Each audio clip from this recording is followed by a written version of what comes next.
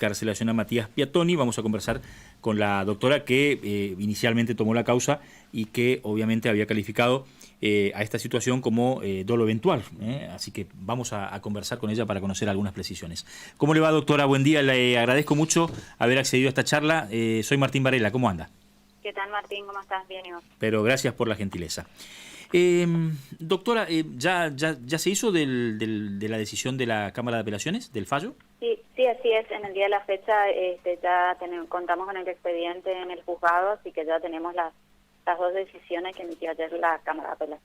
Ajá. Le pregunto fundamentalmente por la figura del dolo eventual, doctora. Ayer conversé con muchísimos abogados a la tarde-noche, una vez que se conoció la decisión, y muchos hablan de esa situación bastante difusa entre el estado mental previo que una persona tiene que evaluar antes de conducir bajo los efectos de alcohol o estupefacientes, y que, bueno, todavía la justicia, según la mayoría de los abogados, y el sistema no termina de definir con claridad. Es una situación verdaderamente compleja determinar esto del dolo eventual. ¿Le costó mucho? ¿Usted se hizo de muchos elementos probatorios? ¿Qué nos puede decir? Es una situación compleja la del dolo eventual porque es una discusión doctrinaria que viene de larga data. Ajá. Y que, bueno, no hay doctrinarios que están de un lado, apoyan una digamos, posición y de otro. Uh-huh. En el caso particular habían suficientes elementos de prueba que a mí me hicieron considerar de que en este caso se daban los supuestos de la intencionalidad en el accionar. La diferencia entre el dolo eventual y la culpa con representación es aquel que, de acuerdo a todas las condiciones previas al hecho, tenía que representarse como muy probable, muy posible o que ocurra un hecho, y no importarle esa situación, accionar de todas maneras, o sea, como una decisión desinteresada, por así decirlo, por la vida del otro, y que no importa si ocurre o no ocurre. Uh-huh. En la culpa con representación, la situación es que uno se representa como probable la ocurrencia de un hecho, pero que cree que va a evitarlo. Cree que va a evitarlo de acuerdo a los conocimientos que tenga, ya sea, por ejemplo, que cree que con su destreza va a poder evitar una situación, que no hay intención. Qué bien lo explica, doctora, y qué bien resume esta situación, esta neblina judicial, por decirlo, porque como usted dice, hay una discusión doctrinaria muy profunda y la mayoría de los abogados tampoco se ponen de acuerdo en este tema. No hay acuerdo en el tema, y es por ello que genera tanto, por ahí tantas opiniones encontradas. Y bueno, cada uno fundamenta o motiva la decisión de acuerdo a las convicciones que tiene. Ajá. ¿Se podría decir, como resumen, que usted interpretó que la persona tenía en claro que podía ocurrir una tragedia por el estado en que estaba, y que la Cámara de Apelaciones entiende que se dio el otro supuesto, de que pensaba que con su destreza, independientemente del estado en que estaba, podía evitar una tragedia? La Cámara de Apelaciones claramente le hizo en su resolución que entiende que fue un hecho imprudente. Ajá. El accionar del imputado Piattoni. Doctora, buen día, le habla Diego Romero. ¿Y a cuánto estamos en el proceso de instrucción de finalizar precisamente esta instancia y que finalmente la causa pueda llegar a un juicio oral? ¿Qué tal? Buen día, Diego. Mira, en estos casos depende mucho de las presentaciones que hagan las partes, tanto la defensa como la acusación.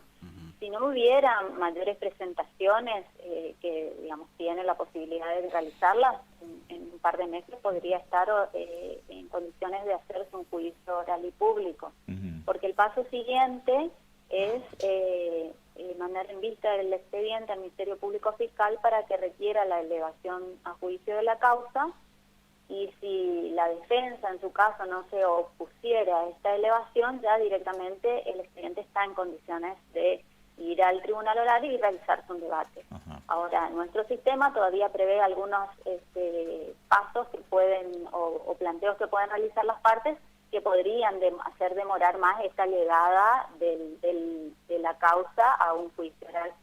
Es una condición entonces que sea la Fiscalía, el Ministerio Público, el que pida la elevación a juicio oral, ¿no?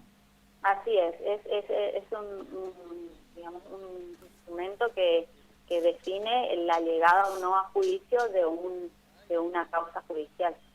Doctora, lo otro que se decidió fue revocar el procesamiento por el uso de un documento falso, en este caso la licencia de conducir.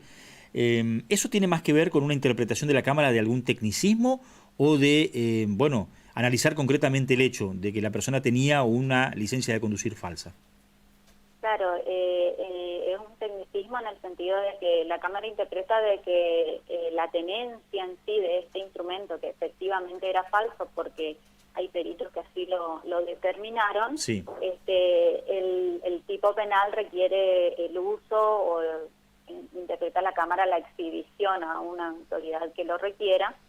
En este caso fue uno de los elementos que se incorporan a la causa a través de una constancia policial, en donde se incorporan otros elementos que habían en el automóvil de este ciudadano. Ajá. Para usted claramente esto justificaba el procesamiento porque es un agravante en el hecho de que si eventualmente lo detenían, él podía exhibir ese documento. Es un hecho independiente, digamos. Sí. A mi criterio, al llevar esa documentación... Es para intentar usarla, ¿no? Claro. Exactamente, era un uso.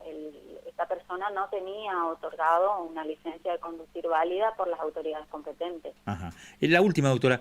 El fiscal de la causa, el doctor Robinó, coincidía con la visión que finalmente expuso la Cámara de Apelaciones, o sea, que más que dolo eventual es un homicidio culposo, ¿no?